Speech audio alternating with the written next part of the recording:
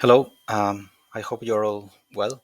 My name is Miguel Nunez. I work for the Spanish Ministry for Transport, and I am sending you a couple of videos due to the unavailability to attend the seminar in Ghana.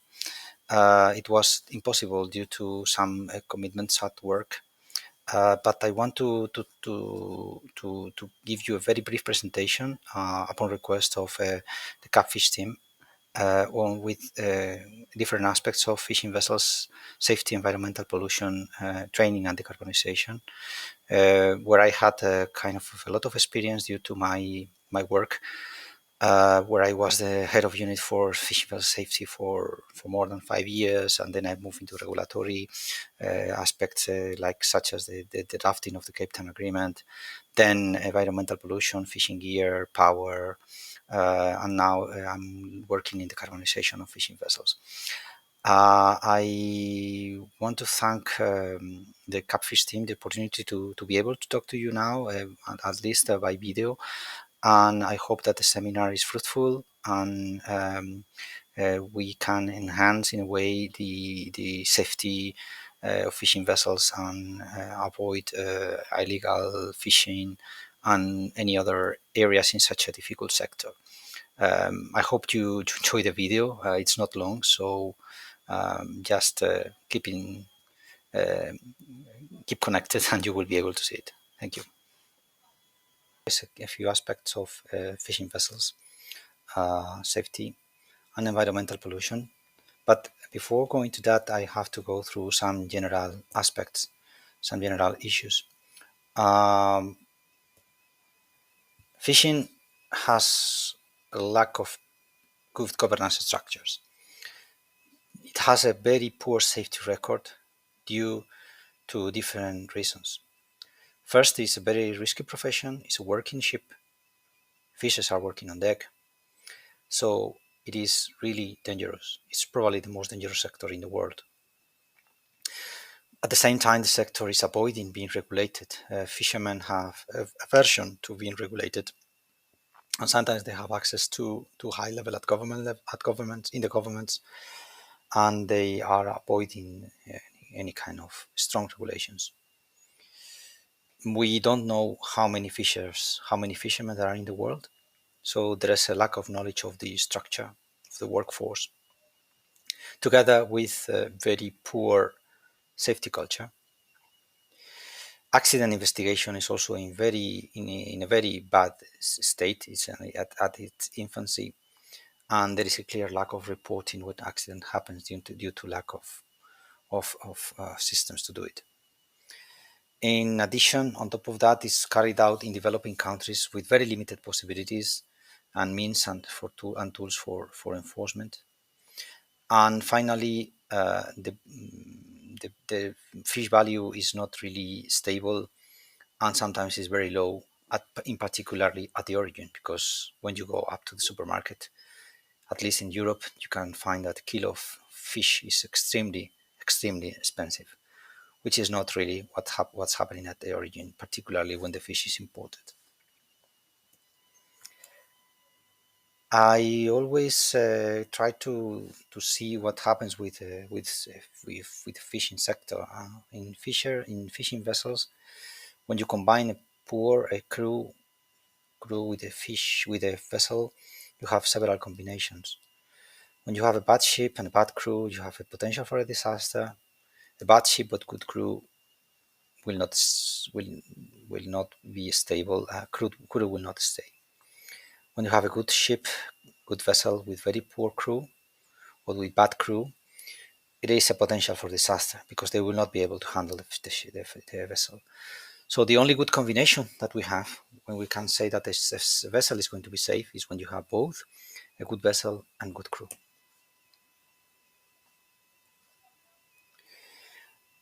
Most of the accidents are related to safety issues, and you can see here on the screen that the fatalities are mostly related to stability issues, which is something that is very difficult to teach, something that is difficult to change, together with persons falling overboard.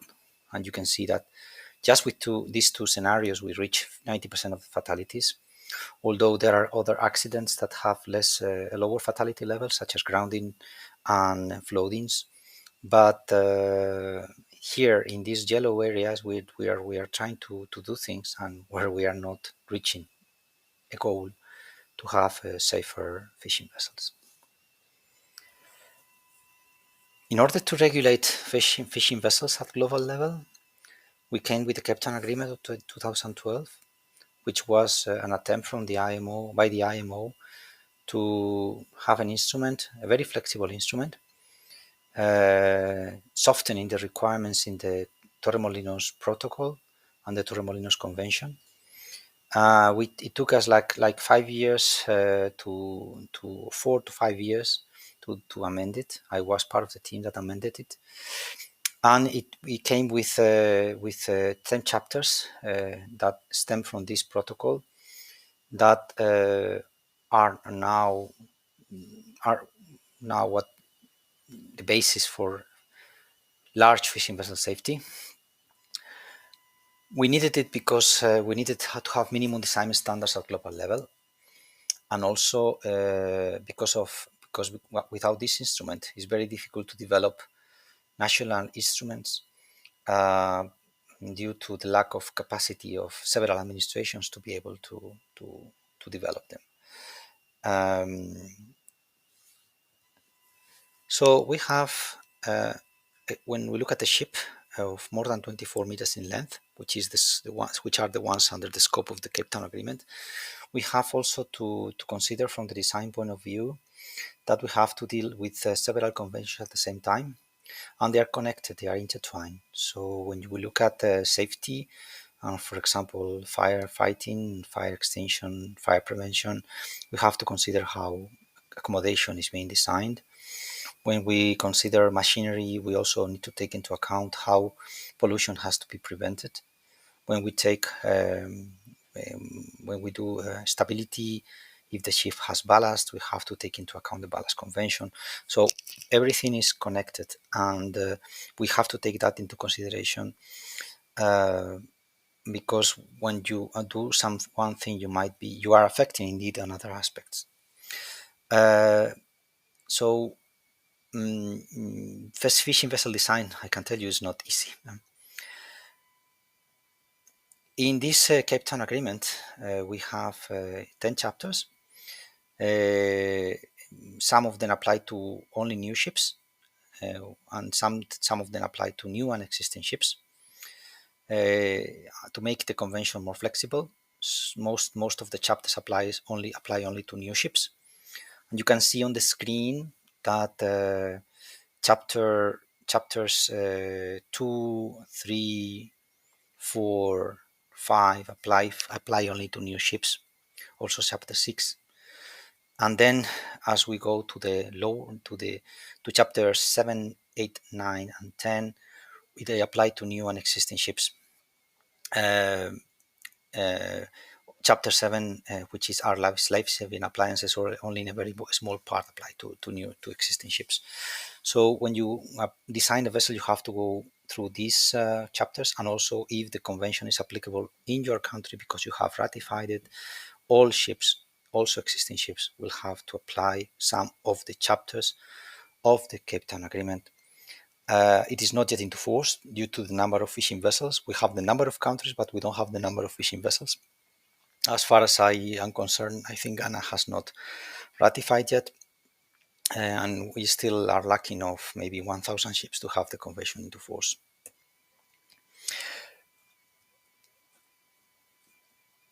Another convention that is very important, because we are talking about cruise and we are talking about ships, is the STCW Convention. STCWF Convention was adopted in 1995. It came into force in 2012. In 2017, some countries got together to amend it and make it much bigger than it really was.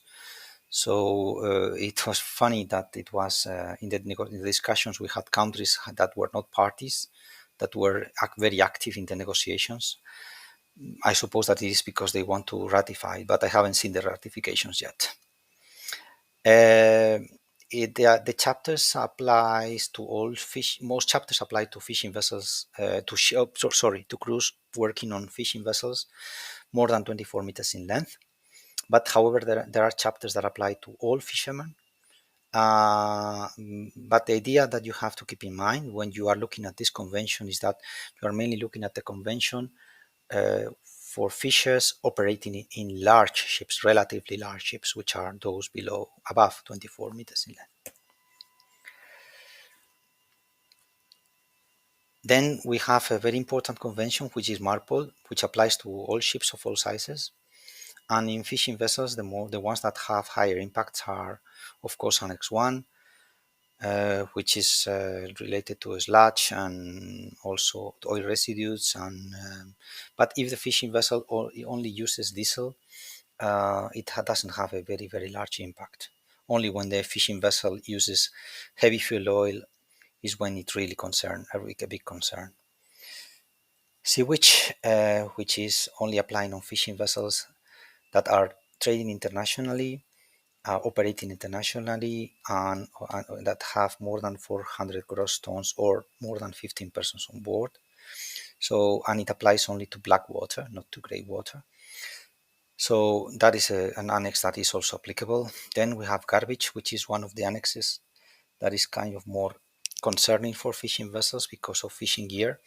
Fishing gear is normally made of plastics and composites, and for the last few years we have been trying to do something for fishing gear to try to improve notifications of fishing gear being lost at sea and all, to be able to stop plastic pollution from fishing vessels. However, the sector, to be honest, does not want to be regulated.